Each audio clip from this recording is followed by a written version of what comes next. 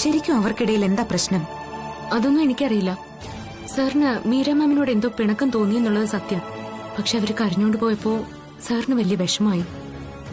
ആ ദേഷ്യത്തില് തിരിച്ചു വന്ന ഞങ്ങളെയൊക്കെ ഫയർ ചെയ്തു.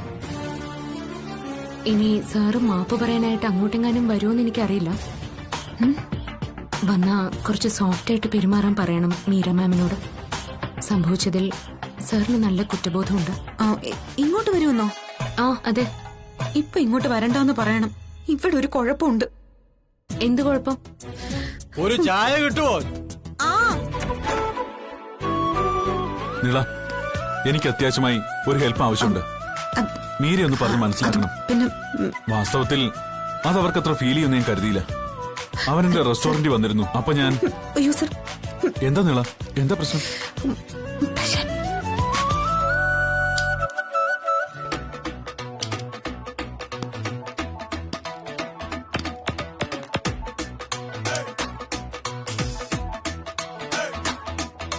ചെരുപ്പ് കൊള്ളാം. എടാ ചെരുപ്പ് കൊള്ളാം, ഇവിടെ വാടാ. എടാ ഇവിടെ വരാനാ നിന്നോട് പറഞ്ഞത്. ആ ചെരുപ്പ് അവിടെ ഊരിയിട്ടിട്ട് വാടാ. സാമാന്യ മര്യാദ ഇല്ലേ നിനക്ക്? ചെരുപ്പ് ഇട്ടിട്ടാണോടാ വീട്ടിനകത്തോട്ട് കയറുന്നു?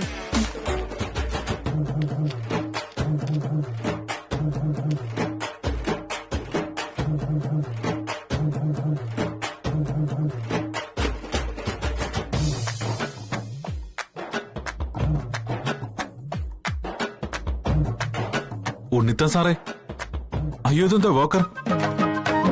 അത് മുത്തശ്ശന് ഒരു ബൈക്ക് ആക്സിഡന്റ് പറ്റി. ശരിക്കും നടക്കാൻ വയ്യ.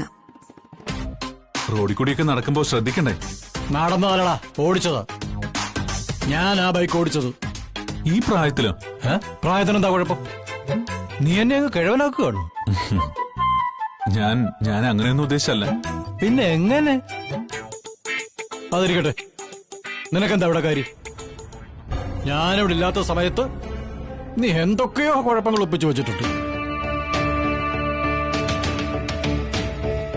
അതെന്തായാലും ശരി, നീ ഈ ഫ്ളാറ്റിന് ചുറ്റും കറങ്ങി നടക്കുകയല്ലായിരുന്നോ? അതിനുള്ള ശിക്ഷ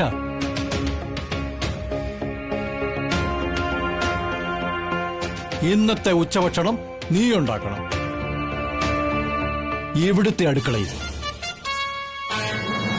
അച്ഛാ, ഞാൻ ഉണ്ടാക്കിക്കോളാം. അദ്ദേഹം എത്ര വലിയ ഷെഫാ. അദ്ദേഹത്തോടാണോ ഇവിടുത്തെ അടുക്കളപ്പണി ചെയ്യാൻ പറയുന്നത്?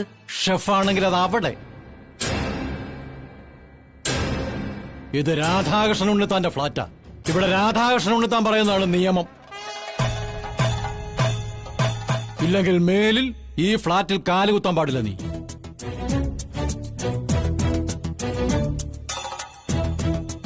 ശരി, അങ്ങനെയെങ്കിൽ അങ്ങനെ. ഇന്ന് നിങ്ങൾക്കുള്ള ഉച്ചഭക്ഷണം ഞാൻ ഉണ്ടാക്കിത്തരാം. ഓ, നിന്ന് പാചകം പഠിക്കാതെ അടുക്കളയിലോട്ട് പോടാ. എന്തെങ്കിലും പാചകം ചെയ്യുന്ന സമയത്ത് കറിയിൽ ചേർക്കേണ്ട മസാല തിരയുന്ന ആ ഒരു സെക്കൻഡ് മതി ആഗ്രഹത്തോടെ നമ്മൾ ഉണ്ടാക്കുന്ന വിഭവത്തിന്റെ രുചി നഷ്ടപ്പെടാൻ. അതുകൊണ്ട് വളരെ ദൈവികതയോടെ ചെയ്യേണ്ട കാര്യമാണ് പാചകം. അവളെന്താ സംസാരം മാത്രം നടക്കുന്നുള്ളോ? അയ്യോ, എന്റെ ഉണ്ണിയേട്ടന് ഇത് എന്ത് പറ്റിയതാ? എന്താ പറ്റിയത്? ബാക്കിയുള്ളവർ ഇവിടെ കണ്ണിൽ എണ്ണ ഒഴിച്ചിരിപ്പുണ്ടെന്ന് വല്ല വിചാരമുണ്ടോ? ഓരോന്നിങ്ങനെ വരുത്തി വെച്ചാ എനിക്ക് പിന്നെ എന്നാ സമാധാനം ഉള്ളത്? ഇരിപ്പ് കാണുമ്പോ എന്റെ നെഞ്ചങ്ങ് പൊടിയുവാ. അതെ ക്ലാര ചേച്ചി, മുത്തശ്ശന് നടക്കാൻ ചെറിയ ബുദ്ധിമുട്ടുണ്ടെന്നേ ഉള്ളൂ. കാലിനാ പരിക്ക്. ഷോ, കാലിലോ? എവിടെ നോക്കട്ടെ. ഓ, തൊട്ടാ കഴിഞ്ഞാൻ പറ്റും.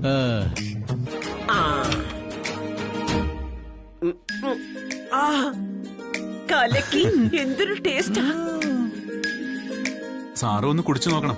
ഇങ്ങോട്ട് എടുത്തതാടാ.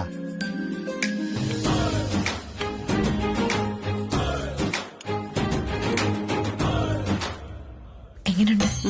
സൂപ്പർ. അല്ല, നീര ഉണ്ടാക്കിയതാണോ സാറ്? ഓ, എന്തിനാടാ വായി നോക്കി നിൽക്കുന്നത്? ഇനി എന്തെങ്കിലും കഴിക്കാൻ കിട്ടാൻ ഞാൻ എഴുന്നേറ്റൊന്ന് തൊഴണോ? അരുവപ്പുകാരാ, എത്രയാൾക്കുള്ള ഭക്ഷണമാണ് നീ ഉണ്ടാക്കുന്നത്? 3 ആൾക്കല്ലേ? മൂന്നാളല്ല, പുറത്തുനിന്ന് ക്ലാരയും ഗോപിയും ഉണ്ടാവും. അയ്യോ, അപ്പൊ എന്നോട് സ്നേഹമുണ്ടോ? ഓടി അവിടുന്ന്. ഉണ്ടെന്നേ.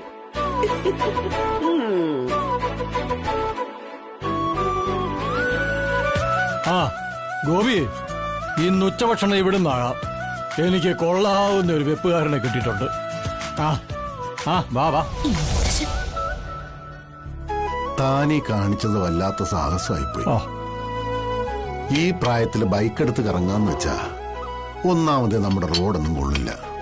പിന്നെ വണ്ടി ഓടിക്കുന്ന എല്ലാവർക്കും തിരക്ക്. വാഹനങ്ങളുടെ എണ്ണമല്ലേ കൂടുന്നുള്ളൂ, ഭൂമി വലുതാകുന്നില്ലല്ലോ. തിരക്ക് കൂട്ടലുകൾക്കിടെ വേറെ ആൾക്കാർ നമ്മളെ ഇടിച്ചിട്ടിട്ട് പോവും. വയസ്സുകാലത്ത് ഒടിവും ചതവും ഒക്കെ ഉണ്ടായ എല്ലൊക്കെ ചേരാൻ വലിയ പാടാണോ. അതെ, തന്റെ കിഴവൻ മനസ്സുകൊണ്ട് ചിന്തിക്കുന്നതിന്റെ കുഴപ്പമോ? പ്രായമെന്ന് പറയുന്നത് വേറെ ഒരു സംഖ്യയല്ലേ. മനസ്സിന് അയുവത്വം വേണ്ടത്. ഓലക്കയുടെ മൂട് ഒടുവിൽ എവിടെയെങ്കിലും ഒടിഞ്ഞു പറഞ്ഞു കിടക്കുമ്പോ കാണാം. നിങ്ങളെ അങ്ങോട്ടിരിക്കെ. നീ ഇരിക്കും വരെ. എന്നോട് ഞാൻ പ്രത്യേകിച്ച് പറയണോ?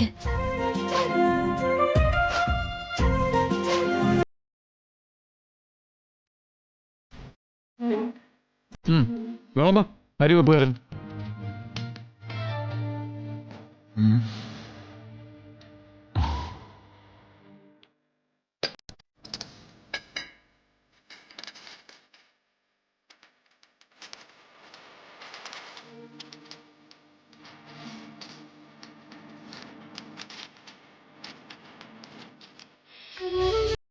സ്പെഷ്യൽ ചട്നിയാണ്.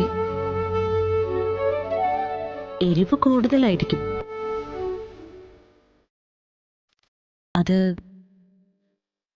അതെന്റെ മനസ്സിന്റെ നീറ്റിലാണെന്ന് കൂട്ടിക്കൊള്ളൂ.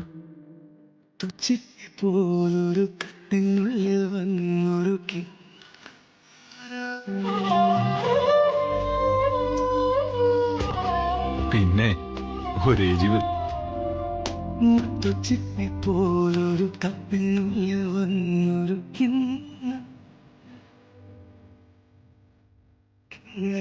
പാടുവാനുള്ളിനുള്ളിൽ നിന്നൊരു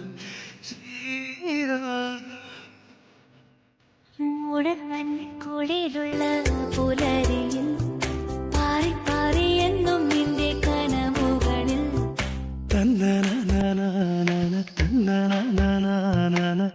ശ്രീരാഗം.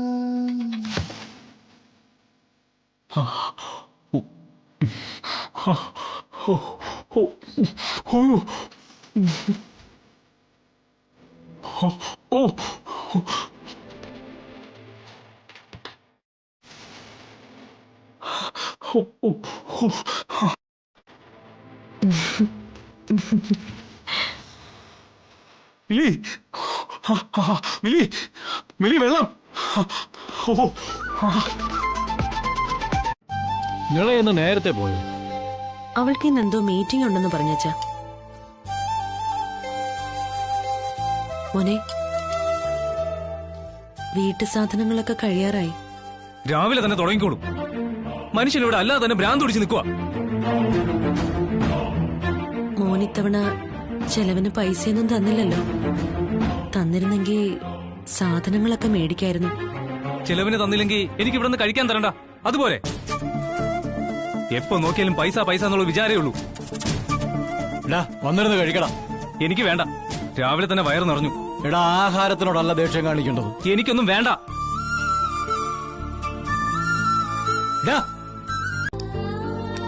Excuse me sir. സാറിന് ശരിക്കും പ്ലസന്റ് ആണല്ലോ. കാരണമുണ്ട്. രാജ് കിച്ചന്റെ ഷെയറിൽ നല്ല ഇംപ്രൂവ്മെന്റ് ഉണ്ട്. പ്രോഫിറ്റ് ശരിക്കും കൂടിയിരിക്കുന്നു. ആണോ? സാറിന്റെ hard work കാരണമാ.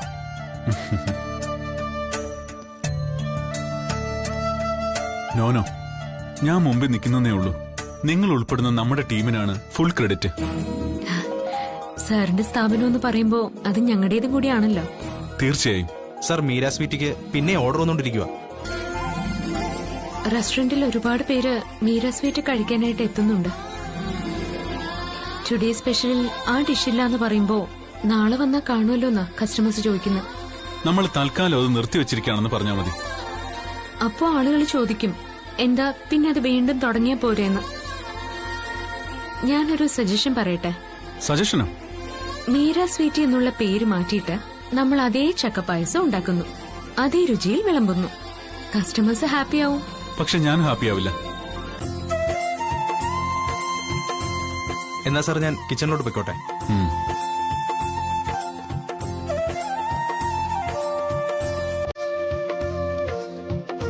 Sir, Ghulam jam കൊടുക്കാതെ തിരിച്ചു കൊണ്ടുവന്നു.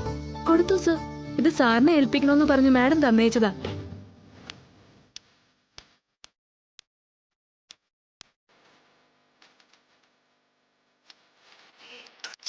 പോലൊരു കണ്ണിനുള്ളിൽ വന്നൊരു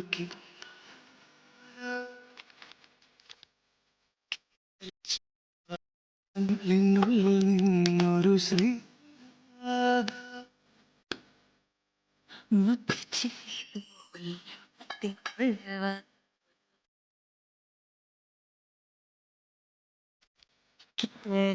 പാടുവാനുള്ള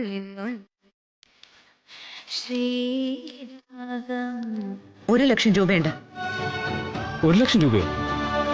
അതെ നിഖിൽ, നീ ഇപ്പൊ കാല് നീട്ടിയിരുന്ന് ചെലവാക്കുന്നു പരിഹസിച്ചില്ലേ? ആ സ്ത്രീക്ക് അവര് ചെയ്ത പാചക ജോലിക്ക് പുറത്തുനിന്ന് കിട്ടിയ പ്രതിഫലമായത്.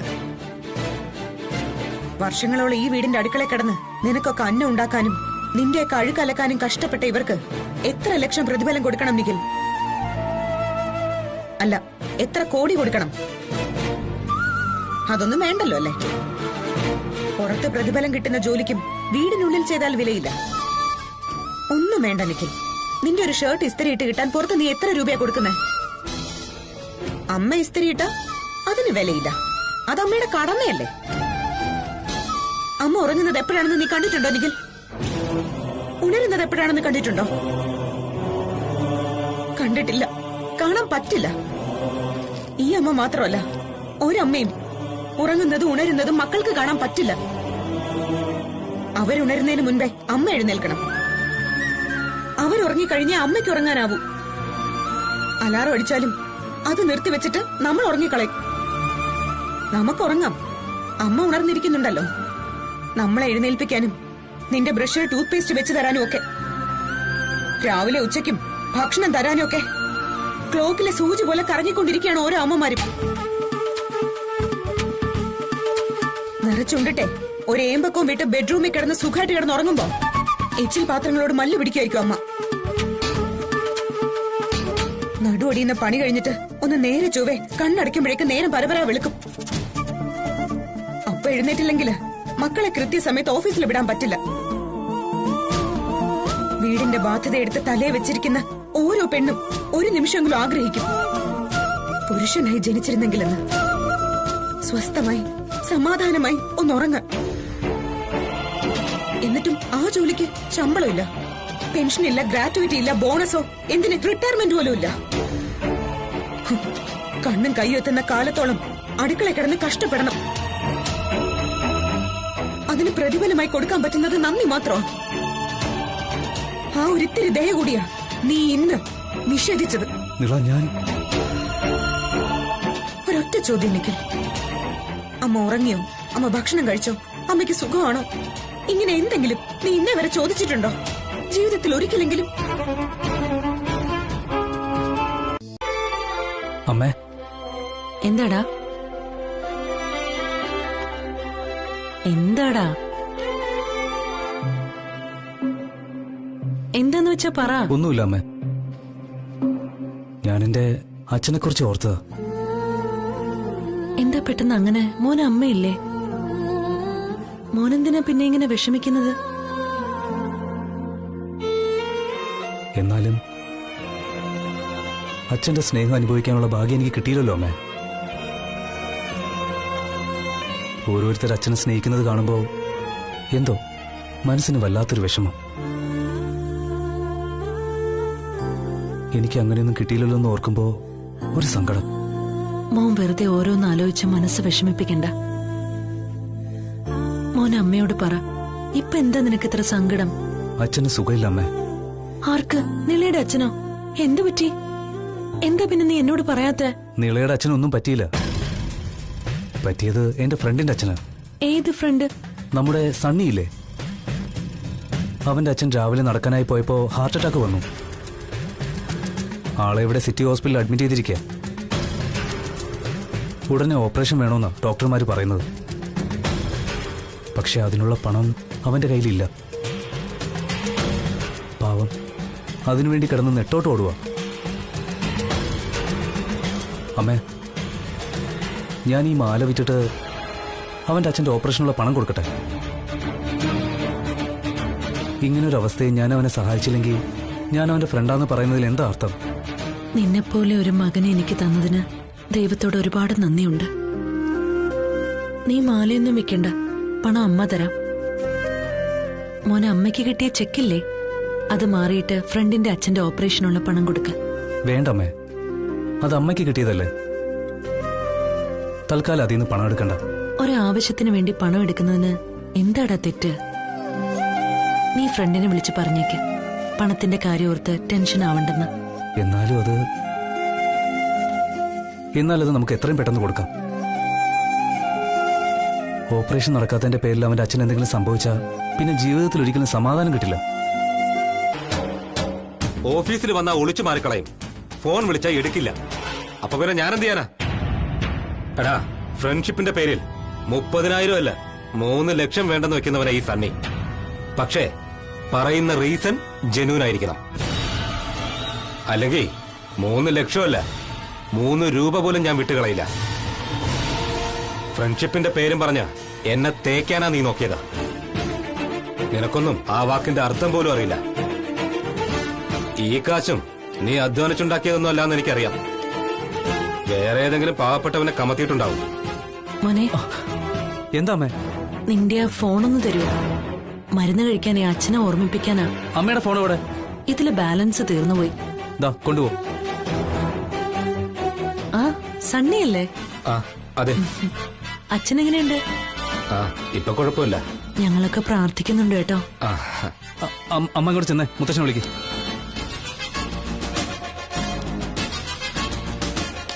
തേച്ചത് സ്വന്തം അമ്മയെ തന്നെയാ, അല്ലടാ. ദാ മോനെ ചായ. മോന്റെ കയ്യില് പൈസ എന്തെങ്കിലും ഉണ്ടോ? മുത്തശ്ശന് കുറച്ച് കൊട്ടൻ ചുക്കാതി വാങ്ങിക്കാനാ മോനെ. മഴയും തണുപ്പൊക്കെ ആയപ്പോ വാദത്തിന്റെ പ്രശ്നങ്ങൾ കൂടുതലാ. ആ പാവൻ ചോദിക്കുന്നില്ലെന്നേ ഉള്ളൂ. നമ്മളല്ലേ മോനെ അറിഞ്ഞു ചെയ്യേണ്ടത്. കാശ് കാശ് കാശ്. ഞാനെന്താ ATM മെഷീനോ? നിഖിൽ, ATM മെഷീൻ തന്നെയാണ് നിഖിൽ. ഒരു പ്രായം കഴിഞ്ഞ മക്കൾ അച്ഛനമ്മമാർക്ക് ATM മെഷീനാ. അതുപോലെ തന്നെ ഒരു പ്രായം എത്തുന്നതുവരെ അച്ഛനമ്മമാരാ മക്കളുടെ ATM മെഷീൻ. പക്ഷെ രണ്ടും തമ്മിൽ ഒരു വ്യത്യാസമുണ്ട്. അച്ഛനമ്മമാര് മക്കളിൽ നിന്ന് അവരുടെ അവശേഷിച്ച ജീവിതം തള്ളി നീക്കാനുള്ള പണം മാത്രമേ എടുക്കൂ. അതേസമയം മക്കളാണെങ്കിലോ അച്ഛനമ്മമാരുടെ മടിക്കുത്തിലെ അവസാന തൊട്ട് വരെ തട്ടിയെടുത്തിട്ട് വലിച്ചെറിഞ്ഞു കളയും. ഏതെങ്കിലും അനാഥാലയത്തിലേക്കോ വഴിയൊരുത്തോ മറ്റോ. ഞാൻ എത്ര പറഞ്ഞാലും നിനക്ക് മനസ്സിലാവില്ല. എനിക്ക് നീയേ നേരെയാവൂന്നില്ല. ഓരോ ആവശ്യം പറഞ്ഞ് എപ്പോഴും അമ്മ നിന്റെ മുമ്പിൽ കൈനീട്ടി നിൽക്കണോ? എനിക്കൊരു അബദ്ധം. നിനക്കങ്ങനെ അബദ്ധങ്ങൾ പറ്റിക്കൊണ്ടേയിരിക്കും. അതുകൊണ്ടേ ഞാനൊരു തീരുമാനം എടുത്തു. ഞാനറിയാത്ത എന്ത് പ്രശ്നങ്ങളാ നിനക്കുള്ളത്? അതമ്മേ, ചില ഫ്രണ്ട്സിനെയൊക്കെ ഹെൽപ്പ് ചെയ്യാനായി ഞാൻ ചിലരുടെ കയ്യിൽ നിന്നൊക്കെ ക്യാഷ് വാങ്ങിയിരുന്നു. അവന്മാര് തരാതായപ്പോ അത് വീട്ടാൻ ഞാൻ വീണ്ടും കടം വാങ്ങി. അതുകൊണ്ടാ വീട്ടു ചെലവിന് പോലും പൈസ തരാൻ എന്റെ ഇല്ലാതായി പോയത്.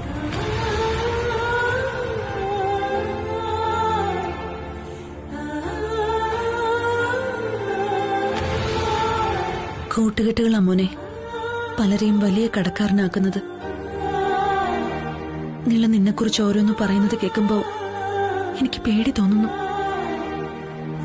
അച്ഛനില്ലാത്ത കുറവറിയിക്കാതെയാ ഞാൻ മോനെ വളർത്തിയത്. നീ പഠിച്ച് വലിയൊരു നിലയിൽ എത്തിച്ചേരാൻ വേണ്ടി ഒരുപാട് പ്രാർത്ഥനയും വഴിപാടുകളും നടത്തിയിട്ടുണ്ട്.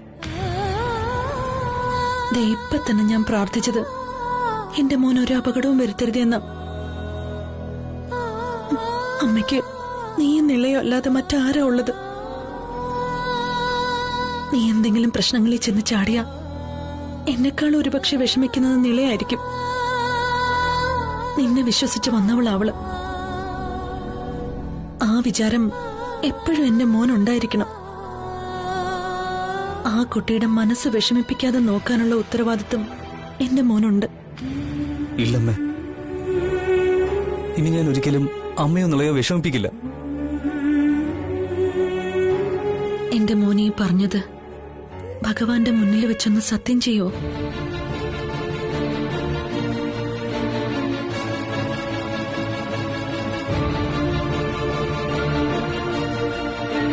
ഭഗവാനെ, ഇനി ഞാൻ അമ്മയോ നിളയോ ഒരിക്കലും വിഷമിപ്പിക്കില്ല.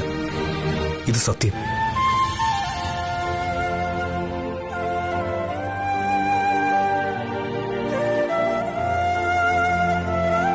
അമ്മ പോയി മോന് കാപ്പി എടുക്കാം. എന്റെ ദൈവങ്ങളെ, പ്രശ്നങ്ങളിൽ നിന്ന് പ്രശ്നങ്ങളിലേക്ക് പൊയ്ക്കൊണ്ടിരിക്കുവാ ഞാൻ. അമ്മയുടെ കൂടെ നിൽക്കുന്ന പോലെ എന്റെ കൂടെ നിൽക്കണേ. അതെ, ആ, ഓഫീസുമായിട്ട് ബന്ധപ്പെട്ട് ടൂറിന് പോയിരിക്കുകയാണെങ്കിലേ നില ഇടയ്ക്കിടയ്ക്ക് വിളിച്ച് വിവരങ്ങൾ അന്വേഷിക്കുന്നുണ്ട്. എന്റെ അല്ല, നിന്റെ വിവരങ്ങള് അറിയാമോ?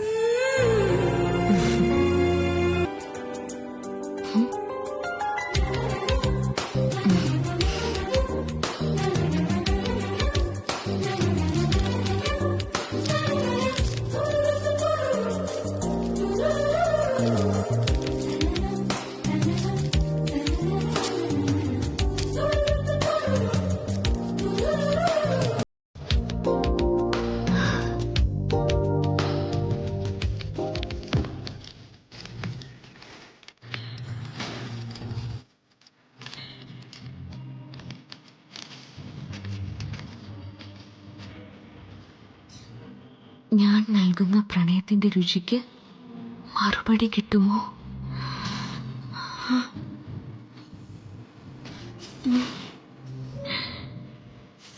ഞാൻ നൽകുന്ന പ്രണയത്തിന്റെ രുചിക്ക് മറുപടി കിട്ടുമോ?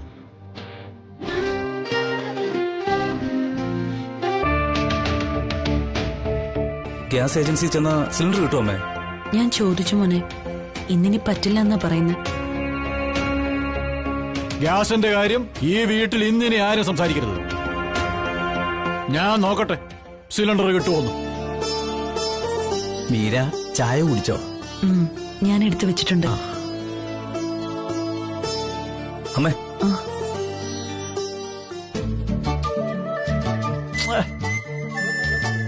ഞാൻ പറഞ്ഞില്ലേ കറണ്ടിന്റെ ചുവ കാണുമെന്ന്. ശരിക്കുണ്ട്.